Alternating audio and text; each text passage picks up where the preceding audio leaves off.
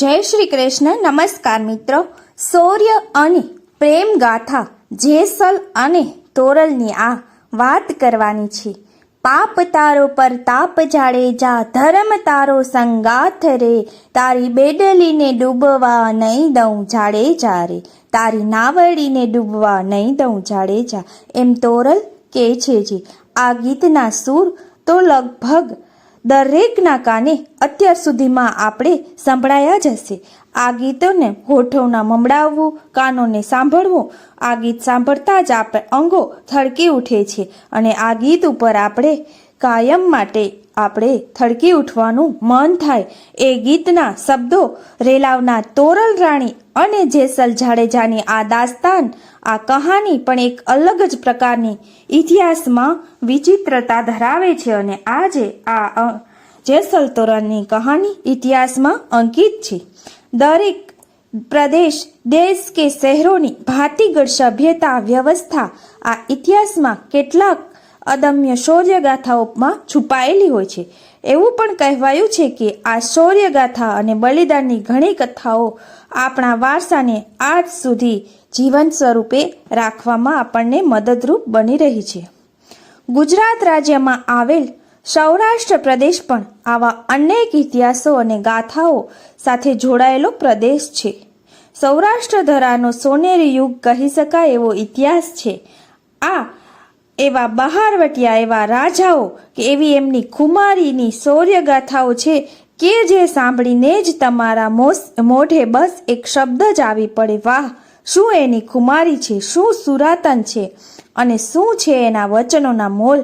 આ ઇતિહાસને કાગળે માંડીને જ્યાં ઝવેરચંદ મઘાણી જેવા સાહિત્યકારોએ પણ સર્જન કર્યા છે.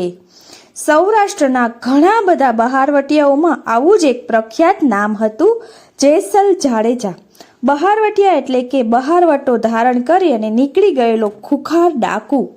આ સમયકાળની વાતો છે કે જે સમયમાં જાડેજાની હાક આખા કચ્છના લોકોને થોડા દિવસે પણ થરથર ધ્રુજતા કરી દે તેવી એની હાક હતી. લોકો એના નામથી પણ ધ્રુજતા હતા અને છેડા પડવાથી ગર્ભવતી સ્ત્રીઓ પણ ડરી જાય અને એવી એની ધાક પડેલી કે જે હતી. અને એ પ્રદેશમાં સ્વયં ડરનું એક સ્વરૂપ જેસલ જાડેજા હતો. એના ભયનું જહેર બહુ પ્રચંડ હતું. કદાચ એટલે જ કહેવાતું કે કચ્છની ધરતીનો કાળુડો નાગ એટલે કે જેસલ જાડેજા. આવો ખૂંખાર, આવો બહારવટિયો હતો. કેટલાય તેણે ધાડ પાડેલી હતી, કેટલાય માથા તેણે વધેરી નાખ્યા હતા, એટલે સુધી કે રાજ દરબારમાં જઈને મદિરા લઈ જવાના કારણે સિપાહી અને સિપેલ સારને પણ તેણે વીંધી નાખ્યો હતો. કોઈ એમનો જ બનેવી રાજાનો સેનાપતિ હતો. કોઈ પણ ભોગે જીવતો કે મરેલો જેસલને રાજમહેલમાં હાજર કરવાની એમણે સોગંદ લીધી હતી. જાતે રાજપૂત એટલે દીધેલા વેણ કેમ ના ફરે. સેનાપતિ અને સૈન્ય દ્વારા જેસલની તપાસ આરંભી દેવાય અને એને શોધવા રાત દિવસ સૈન્ય દોડતું થયું.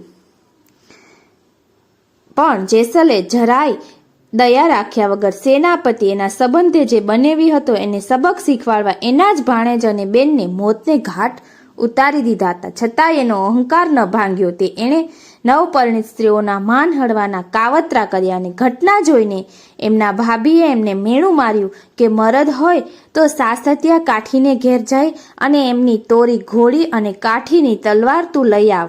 જેસલ થોથવાયો અને એણે વચન ન પાડે ત્યાં સુધી કચ્છ પાછા ન ફરવાનો નિર્ણય સાથે કચ્છ તેણે છોડી દીધું. પણ ભાભીના કડવા વેણના પ્રભાવમાં આ જેસલ જાડેજાનું અભિમાન જાણે કે તહસ નહેસ થઈ ગયું હતું. જીવનમાં ઘણું બધું આવ્યું અને ભૂલાતું પણ ગયું, પણ જાડેજાને આ કડવા વેણો દિલમાં સોહરસરવા ઉતરી ગયા કે જે ભાભીએ તેને મેણું માર્યું હતું અને વેણને સાબિત કરવા ભાભીએ જે કાંઈ કહ્યું એ કરી બતાવવા માટે તે દેવતે નીકળી પડ્યો. એના દેવતે નીકળવાનું કારણ અને માર્ગ બંને સ્પષ્ટ જ હતા અને એ માર્ગ પર ચાલવાનું એણે નક્કી કર્યું. એ ઘરેથી નીકળીને સીધો જ કાઠી દરબારના ગામ બાજુ ઉપડી પડ્યો. જ્યારે આ સાસતિયા કાઠીના ગામમાં પહોંચ્યો ત્યારે અડધી રાત વીતી ચૂકી હતી. ચારે તરફ જાણે ભેકાર અંધકારમાં લપટાયેલો સુનકાર ત્યાં આડોટી રહ્યો હતો. ત્યારે લગભગ આખાય ગામમાં એ સમયે શાંતિ પડી ગઈ હતી. છતાંય સૌરાષ્ટ્રના સંત એવા સાસત્ય કાઠીને ત્યાં પાટની પૂજન વિધિ પ્રસંગે ભજન મંડળી જામેલી હતી અને સોપાના પ્રભાવમાં જરાય મંદ પડી ન હતી. મંજીરા વાગતા હતા અને એક પછી એક બીજું ભજન ચાલતું જ હતું. અને એક લોકવાયકા તો એવી પણ હતી કે સાસત્ય કાઠી પોતે પણ તોરલ રાણીના સંપર્કમાં આવ્યા પછી જ સંત બન્યા હતા.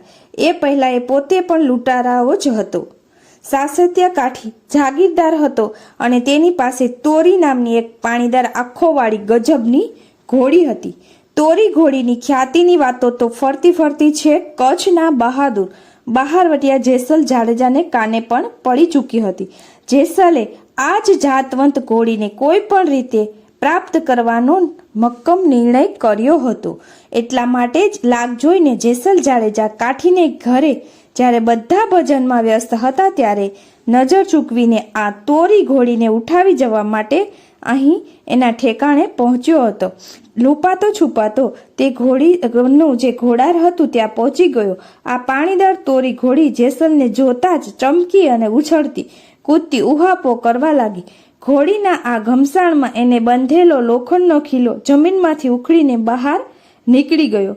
રાતના અટાણે ઘોડીને ભડકેલી જોઈને તરત જ તેના રખેવાળે ઘોડીને પકડી પટાવી અને પંપાડીને તેને ફરી બાંધી દેવાની કોશિશ કરી. આ જ સમયે ઘોડારમાં રહેલો જેસલ ઘોડીના રખેવાળને ઘોડી સાથે જોઈને ઘોડી લૂંટવાના મનસુબા સાથે ત્યાં જ ઘાસના ઢગલા નીચે છુપાઈ ગયો. રાખવાળની નજર જેસલને જોઈ ન શકી અને એણે અજાણપણે જ ઘોડીના ખીલાને ફરીથી જમીનમાં ખોંપી દીધો અને ઘોડી બાંધી દીધી. પરંતુ બન્યું એવું કે એ ખીલો ઘાસની અંદર પડી રહેલા જેસલ જાડેજાની હથેળીની આરપાર થઈ અને જમીનમાં ખોસવામાં આવ્યો હતો. જો કે આટલી પીડા છતાં પણ આ જેસલ એના મોઢામાંથી ઉંકારો ન કર્યો અને તોરી ઘોડીને લેવા આવેલો આ બારવટિયા જેસલની હથેળી કોઠીરાજના ઘોડારમાં ખીલાથી વીંધાઈ ગઈ. આ ખીલો તેના હાથમાં ખૂંપાઈ ગયો અને હાથ તેનો જકડાઈ ગયો. પોતે અહીં ચોરી કરવા આવ્યો હોવાથી મોઢામાંથી કાંઈ પણ શિષ્કારો પણ તેને કર્યો નહીં અને ઘાસમાં એ મૂંગો જ પડ્યો રહ્યો. એ દિવસ પ્રથમવાર જાડેજાની હાક ઘોડારમાં ખીલામાં દબાઈ ગઈ હશે. આ તરફ પાઠ પૂજન પૂરું થતાં સંત મંડળીનો કોટવાળ હાથમાં પ્રસાદનો થાળ લઈ અને બધામાં વેચવા નીકળ્યું. એના સતનું એટલું બધું સત હતું કે આ પ્રસાદનો થાળ જ્યાં સુધી ખાલી ન થાય, જ્યાં લગી દરેક વ્યક્તિ આ પ્રસાદ ન ગ્રહણ કરે ત્યાં સુધી એ દિવસે જાણે હાજર વ્યક્તિઓને તરત આ પ્રસાદ મળી જ ન રહે. પણ એ દિવસે જાણે આ સત ડગમગવા લાગ્યો અને સૌને પ્રસાદ વેચાઈ ગયો. છતાં એક જણાનો પ્રસાદ વધ્યો. કોના ભાગનો પ્રસાદ વધ્યો એની પછી તો લાંબો સમય શોધખોળ ચાલી પણ ત્યાંના તમામ હાજર લોકોને પ્રસાદ મળી ગયો હોવાની સ્પષ્ટતા થઈ. આશ્ચર્ય ઉમેરાતું રહ્યું, કારણ કે કોઈ દિવસ નહીં ને આજ કેમ પ્રસાદ વધ્યો. 1000 લોકો જ્યારે આ વિચારોમાં અટવાયેલા હતા ત્યારે ઘોડારમાં સળવળાટ સંભળાયો. અચાનક ઘોડારમાં શાંત ઉભેલી ઘોડીએ ફરીથી ઉછળકૂદ શરૂ કરી અને રખેડવાર વિચારમાં અટવાયો અને પહેલા એણે પણ પ્રસાદનું રહસ્ય સાંભળ્યું હતું. એટલે સામાન્ય રીતે શાંત રહેતી તોરી ઘોડીના રખેવાળને થયું કે ઘોડારમાં નક્કી કોઈ માણસ જ હોવો જોઈએ. એમને ઘોડી આટલી ઉછળકૂદ તો ન કરે. એટલે તરત જ એને સ્થિતિમાં અન્ય કલ્પના કરી અને ઘોડારમાં પ્રવેશી આમ તેમ જોતા ઘાસના પૂરા નીચે નીતરતું તેને લોહી દેખાયું.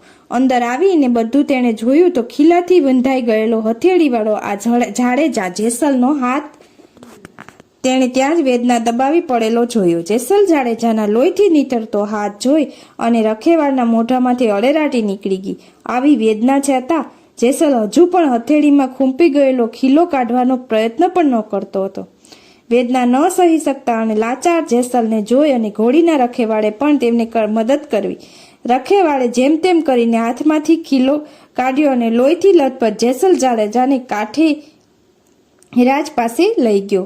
જ્યારે કાઠીરાજે હથેળી સોસરવો ખીલો જતો રહ્યો હોવા છતાં જે ઉંકારો પણ ન કરવાની વીરતા બદલ જાડેજાને બિરદાવ્યો અને નામ ઠામ પૂછ્યું. જેસલ જાડેજાએ કહ્યું, હું કચ્છનો બારવટિયો તમારી તોરીને અહીં લેવા આવ્યો હતો. કાઠીરાજે કહ્યું કે તે એક તોરી રાણી માટે આટલી તકલીફ ઉઠાવી તો જા એ તારી. એમ કહીને સાસત્ય કાઠીએ પોતાની તોરલને અર્પણ કરી દીધી. જેસલને કાઠીરાજની ગેરસમજ દૂર કરતા કહ્યું કે હું તો તારી તોરી ઘોડીની વાત કરતો હતો. એટલે સાસત્યા કાઠીએ કહ્યું કે એમ તો ઘોડી પણ તમારી, ખુશીથી લઈ જાઓ. આમ એક જ રાતમાં તોરી ઘોડી અને તોરલ રાણી તેને મળી ગયા. તોરી ઘોડી એને પોતાના માણસ સાથે કચ્છ રવાના કરી અને રાણી તોરલ સાથે એ સ્વયં નીકળ્યો. લોકકથાઓમાં ક્યાંક ક્યાંક એવું પણ કહેવામાં આવ્યું છે કે તેણે ધારદાર તલવારનો પણ ઉલ્લેખ છે, તેમજ એવું પણ ઉલ્લેખ છે કે જેસલે ત્રણેય વસ્તુઓની માંગ કરી હતી. તો ક્યાંક અણસમજે તોરલ રાણી અર્પણ થયાનું પણ સાંભળવા મળે છે. તોરલને સાથે લઈ જતા તે કચ્છ તરફ ચાલ્યો ત્યારે ખૂંખાર બારવટી અને ગાયોનું પણ અપહરણ કરવાનું વિચાર આવ્યો. તોરલ રાણી પણ તેમાં સાથે હતા. જાડેજાએ ત્યાં આવીને ગાયોની તસ્કરી કરાવવાનું એલાન તો કર્યું, પણ તરસી ગાયોના આહિર ગોવાળે કોઈ પણ ભોગે પાણી પાવાની જીદ પકડી. ત્યારે જેસલે તોરલને સતના પારખા કરાવવા કહ્યું. જેસલ અને તોરલ રાણી ત્યારે ધ્રોળ ગામ પાસે હતા. ગાયોની આ વેદના તોરલ રાણીને સમજાય એટલે એણે આહિર જવાનની ઈચ્છા અને સતના પારખા હાટુ અલખ ધણીના મંત્રોચ્ચાર સાથે જેસલને તલવાર જમીનમાં સમાવી દેવા કહ્યું. આ તલવાર મારીને એમને વેરાણ વગડામાં પણ પાણી કાઢ્યું અને ગાયોને પણ પાણી પીવડાવ્યું. આ એ જ સ્થાને જ્યાં પ્રાચીન ધ્રોળ જામનગર જિલ્લામાં ગામ છે, ત્યાં આ સ્થાન નજીક આજે પણ જેસલ તોરલનું સ્થાનક હયાત છે. એમ કહેવાય છે કે આ સ્થાનક પર વર્ષો વીતી ગયા છતાં પણ પાણીનો પ્રખંડ પ્રવાહ વહે છે. જો કે સતીના આ સતને જોયા પછી જાડેજો ગાયો લેવાય ન રોકાયો અને તોરલ રાણી સાથે આગળ વધ્યો. સૌરાષ્ટ્ર અને કચ્છ વચ્ચે દરિયા માર્ગ આવતો હોવાથી જેસલ અને તોરલ બંને જણા વહાણમાં બેઠા. પણ જ્યારે એમનું વહાણ બરાબર મધ દરિયે પહોંચ્યું એટલામાં એકાએક વાદળા આકાશમાંથી ચડ્યા. ભયંકર સુસવાટા થયા અને દરિયામાં જોવા જાણવા પણ ન આવ્યું હોય એવો વિનાશક તુફાન આવ્યું. ડુંગર જેવા ઊંચા ઊંચા મોજાઓ લાવ્યા ગયા. જોકે સમુદ્ર ગાંડો થયો હોય તેમ રૌદ્ર સ્વરૂપ ધારણ કર્યું. સાગરના બદલાયેલા અવરૂપ વહાણ મોજાઓ ડોલમડોલ તેનું વહાણ થવા માંડ્યું. જેસલને લાગ્યું કે વહાણ હમણાં ડૂબી જશે અને અનેક મર્દોનું મર્દન કરનાર જેસલ આ જોઈને ફફડી ઉઠ્યો. એની મર્દાનગીએ જવાબ દઈ દીધો અને એ કાયરની માફક કાપવા લાગ્યો. આટલી વિનાશકારી પરિસ્થિતિ સર્જાયેલી હોવા છતાં નાવડીની સામે છેડે તોરલ રાણી શાંત અને સસ્મિત બેઠા હતા. એમના મુખ પર કોઈ જ પ્રકારનો ક્ષણિક ભય પણ નહોતો અને ઉલટાની તેનામાં તેજસ્વીતા હતી. જેસલને તો એક સમય પણ આ બધું જોઈને એવું લાગ્યું કે તે મોતથી ન ગભરાતી આ નારી સાક્ષાત સિદ્ધિશાળી સતી છે. સફરની મોજમાં બેઠેલી તોરલ રાણીમાં દેવી શક્તિના તેને દર્શન થવા લાગ્યું. જેસલનું સઘળું અભિમાન સમુદ્રના રૌદ્ર સ્વરૂપ સામે ઓગળીને ક્ષીણ થઈ ગયું અને તે સતીના ચરણોમાં ઢળી પડ્યો. તેણે આ ઝંઝાવાતમાંથી બચવા માટે તોરલને વિનંતી કરી. કદાચ હવે આ વિનાશકારી તુફાનમાંથી બચવાનો તોરલ રાણી એકમાત્ર તેને વિકલ્પ લાગ્યો અને તોરલે જેસલને પોતાના કરેલા પાપોને સમુદ્રમાં ઉઠેલા તોફાનની સાક્ષીએ જાહેર કરવાનું કીધું. ન છૂટકે ડરથી ફફડતો જેસલ ગરીબ ગાયની માફક પોતાના તમામ પાપનો સ્વીકાર કરવા લાગ્યો.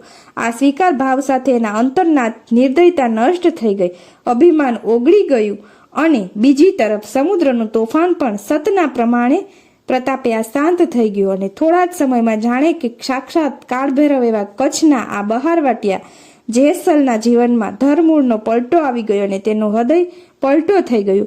જેસલને જ્યારે દરિયામાં મોત દેખાયું ત્યારે તેનું બધું અભિમાન ઓગળી ગયું અને મોતથી તે પારેવાની માફક ડરવા લાગ્યો અને તેની સુરવીરતા પણ નાની પડવા લાગી. આ પછી તેને જે સતની સત્યતા અને ભક્તિ લાદી એ જ તો જેસલ તોરલની અમર કથાનો આ નિચોડ છે.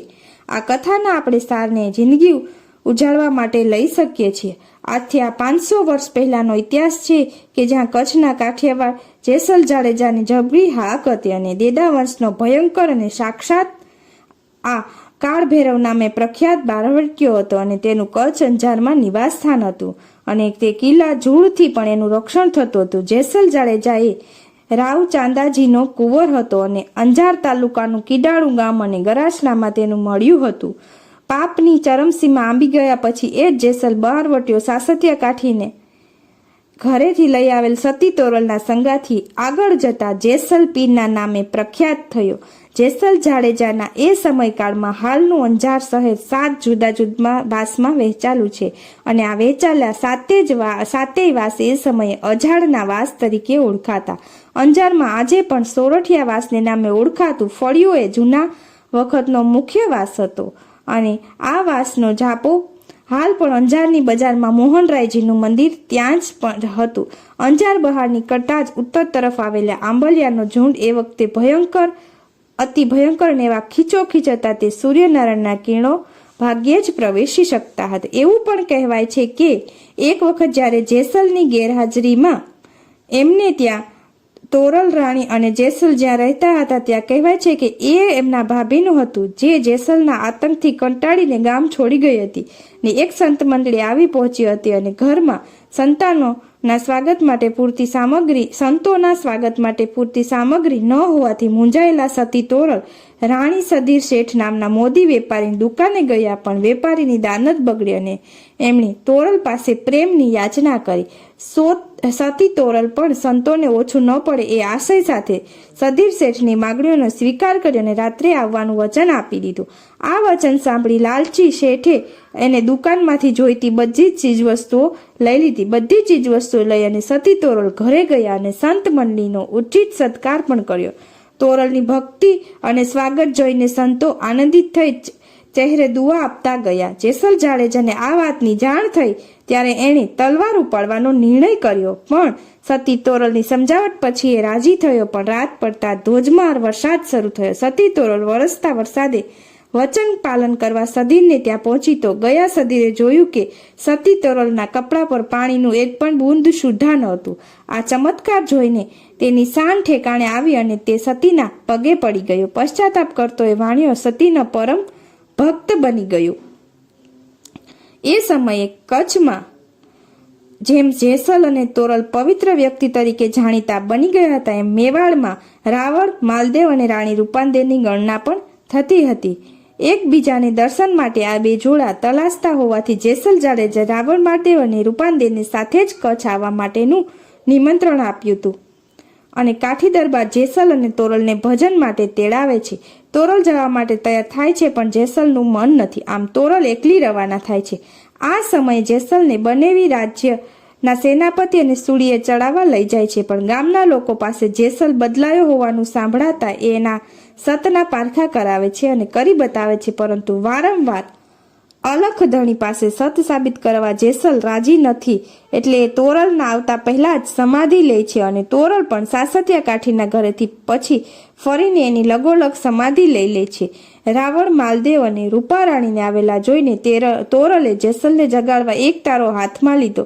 લોકકથા કહે છે કે જેસલ 3 દિવસની સમાધિમાંથી જાગ્યા અને સૌને મળ્યા.